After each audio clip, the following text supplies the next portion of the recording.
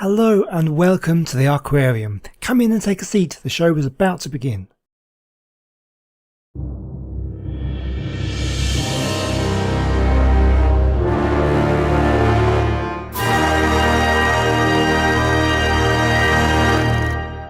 Today we are taking a look at two animals here at the Arkquarium, the Electrophorus, also known as the Electric Eel, and the Lamprey, sometimes called the Lamprey Eel.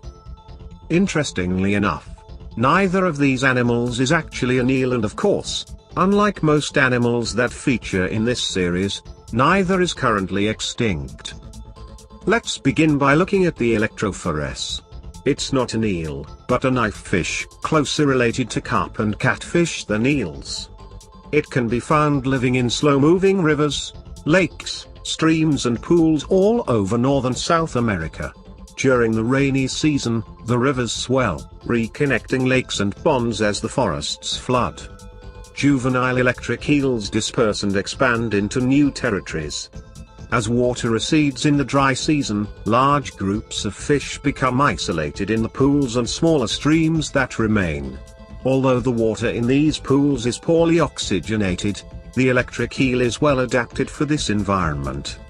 Unlike most fish, it is an air breather and has to surface every 10 minutes or so to breathe. Electric eels can grow to around 2 to 2.5 meters in length, that's about 6 to 8 feet. Incredibly, most of its internal organs are tightly packed in the front 20% of this long body. The other 80% of its length contains 3 specialized organs that produce its electrical charge that give this fish its name. The fish can produce both high and low voltage charges. The low voltage charges, around 10 volts or less, are used to help navigate its dim, murky surroundings. It can also communicate with others of its species using these low voltage charges.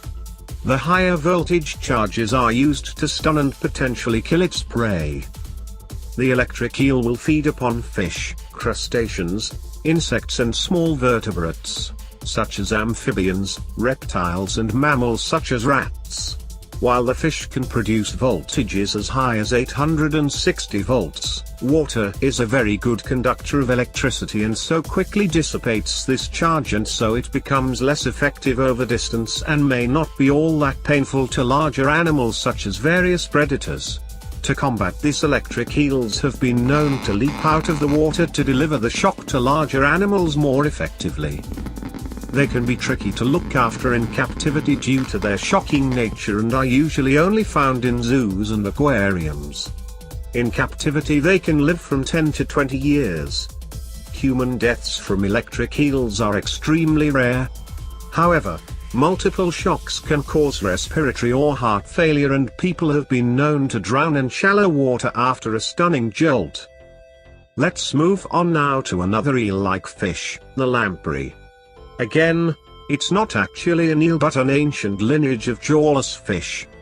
Lampreys are mostly known for being carnivorous parasitic fish that latch onto their prey and use their fearsome-looking open mouths to feast on flesh and blood. In fact, out of the 38 known species of lamprey, only 18 use this method of feeding. The rest are herbivores and actually don't eat at all as adults.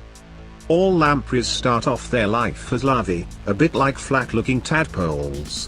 The young lampreys will burrow into soft sediments in freshwater rivers and become filter feeders, feeding on algae and other microorganisms that drift by.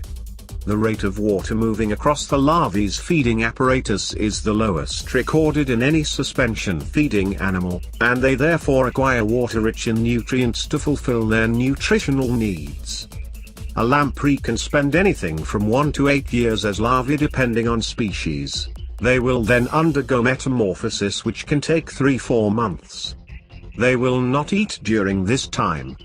Some species, including those that are not carnivorous, do not feed even following metamorphosis. They live in freshwater for their entire life cycle, spawning and dying shortly after metamorphosing. In contrast, carnivorous species will migrate to the ocean after metamorphosing, having developed teeth and a sucking mouth. They will begin to feed on other fish as they migrate. Using the teeth on their oral disc to attach their mouth parts to their prey, they will use 3 horny plates on the tip of their piston-like tongue to scrape through surface tissues until they reach body fluids. Attacks on humans do occur, but very rarely and usually only if the lamprey is starving. They will spend around 4 years living in the ocean before returning to fresh water to spawn. Studies have shown that lampreys are amongst the most energy-efficient swimmers. Their swimming movements generate low-pressure zones around their body, which pull rather than push their bodies through the water. When spawning, adults create nests, called redds, by moving rocks, and females release thousands of eggs, sometimes up to 100,000. The male, intertwined with the female, fertilizes the eggs simultaneously. Being simulporous, both adults die after the eggs are fertilized. Lampreys have long been used for food. They were very popular with ancient Romans and with the upper classes of medieval Europe. The lamprey has even been blamed for the death of King Henry I of England, who was so fond of them he ate huge quantities of them against his doctor's orders. He probably died of food poisoning, although it's unclear if the large amount of lamprey he ate were the cause. Well, that's all I have for you today. As always, I hope you've enjoyed the video and you've learned something new. I apologize for using a text-to-speech program, but I am sick and it hurts to talk. If you did enjoy the video, please let me know by leaving a like and a comment down below. I hope to see you next time when we'll be looking at the Basilosaurus. I'll see you then. Goodbye.